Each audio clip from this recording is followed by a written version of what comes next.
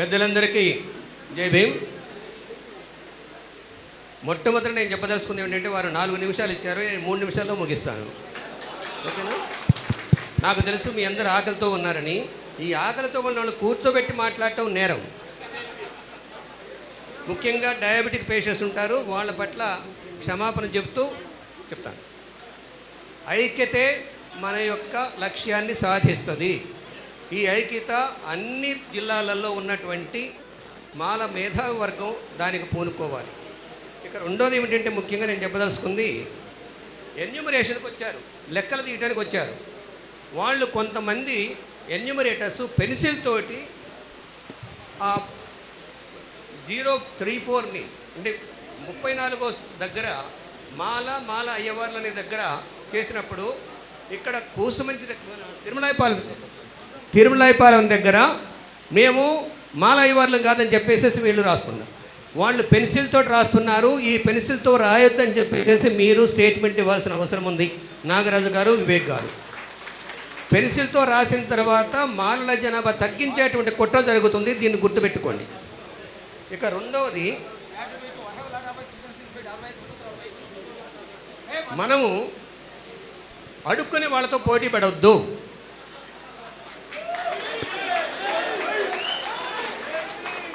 అడుక్కు తినే వాళ్ళతో పోటీ పడితే ఆ తిండి మన పోషణకు సరిపోదు. కాబట్టి దీని విషయం మీరు గుర్తుపెట్టుకోవాలని చెప్తున్నాను.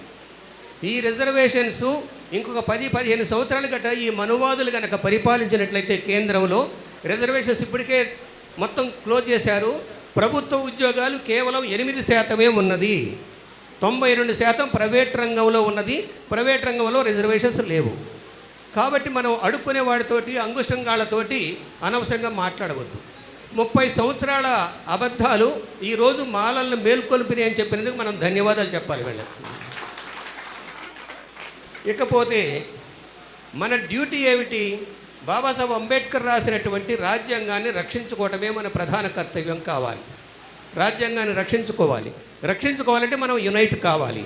మనం ఏ కులాన్ని శత్రువుగా చూడవద్దు. మాదిగలు మన శత్రువులు కాదు. మందకృష్ణ లాంటి మనువాదులు తప్ప, విప్లవ ముసుగులో ఉన్నటువంటి కొంతమంది మేధావులని ఫోజులు పెడుతున్న వాళ్ళు తప్ప మనకు వాళ్ళు శత్రువులు కాదు. మనకి ఏ కులము శత్రుత్వం లేదు మనకి. కాబట్టి దీన్ని కూడా మాలను గుర్తించాలని చెప్పేసి నేను మీకు విజ్ఞప్తి చేస్తున్నాను. తరువాత నేను డాక్టర్ వివేక్ గారికి, నాగరాజు గారికి, అదేవిధంగా రాగమయ్య గారికి, మిగతా 9 మంది ఎమ్మెల్యేలు ఎవరైతే ఉన్నారో వీళ్ళు మొత్తం కూడా ఒక స్టేజ్ మీద రేపు December 1st కనపడేటట్టు చేయాల్సిన బాధ్యత వీళ్ళకు ఉందని చెప్పేసి నేను గుర్తు చేస్తున్నాను. ఇది ఒక్కటే కాదు మిత్రులారా, ఏ పార్టీలో మాల నాయకులు ఉన్నా కూడా మాజీ ఎమ్మెల్యేలు, మాజీ మంత్రులు, మాజీ ఎంపీలు కూడా స్టేజ్ మీద కనపడేటట్టు చేయాలని చెప్పేసి నేను వీళ్ళిద్దరికీ విజ్ఞప్తి చేస్తున్నా. మీ అందరికి అంగీకారమా కాదా? అది డిమాండ్ చేద్దాం మనం నాగరాజు గారిను. తర్వాత ఇంకొక విషయం ఏంటంటే,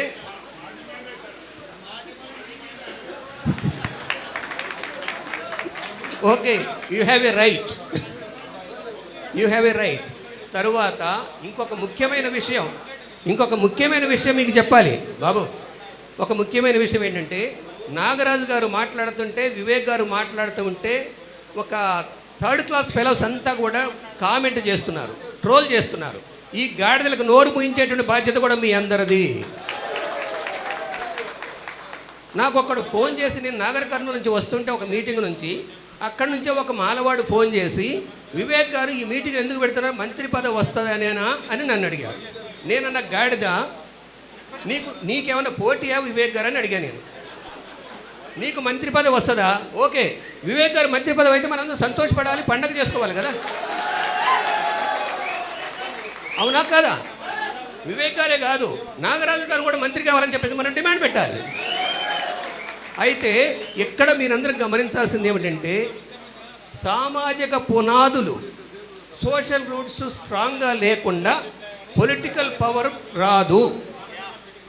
దానికి మనం ముందుకు రావాలి. ఇప్పటికైనా ఒక చురుకు పుట్టింది మాల ఉద్యోగస్తులలో. నేను సంతోషపడుతున్నాను. ఎందుకంటే క్రీమీ లేరని వాడు మాట్లాడేటప్పుడు మన పిల్లల యొక్క భవిష్యత్తు ఏమిటని మీరందరూ ఆలోచిస్తున్నందుకు నేను సంతోషపడుతున్నాను. రేపు ఈ పిల్లల్ని చదివించండి. అడుక్కు తినే వాళ్ళుగా తయారు చేయొద్దు, రిజర్వేషన్స్ మీద ఆధారపడవద్దు, చదివించండి, ఎకనామికల్గా స్ట్రాంగ్ అయ్యేటట్టు స్ట్రెంథెన్ చేయడానికి ప్రయాణం చేయండి. దానికి తగినటువంటి కార్యక్రమాలు డిసెంబర్ 1వ తారీఖు తర్వాత మొదలు పెడదాము. ఈ రాష్ట్రం మొత్తం కూడా మొదలు పెడదాము. దానికి ఎంప్లాయీస్ ముందుండాలి, ఉద్యోగస్తులు ముందుండాలి. ఉద్యోగస్తులు ముందు ఉండి ఈ కార్యక్రమాలు నడిపించాలి. మళ్ళా చెప్తున్నా, మీకు మాదిగలు మొత్తం శత్రువులు కాదు. దుర్మార్గుడైనటువంటి మనువాది కాళ్ళు బూట్లు నాకేటువంటి వాడు మందకృష్ణ తప్ప మిగతా వాళ్ళు ఎవరు కూడా మనకు శత్రువులు కాదు. రేపు మనం ఈ దేశాన్ని ఒక కన్నమ్మదాసులాగా, మహా సైనికుల్లాగా ఈ దేశాన్ని రక్షించుకోవాల్సిన బాధ్యత కూడా మనదే. ఈ విషయాన్ని గుర్తుపెట్టుకుంటారని చెప్తూ 4 నిమిషాలు అయిపోయిందా? Thank you very much. జై భీమ్, జై భారత్.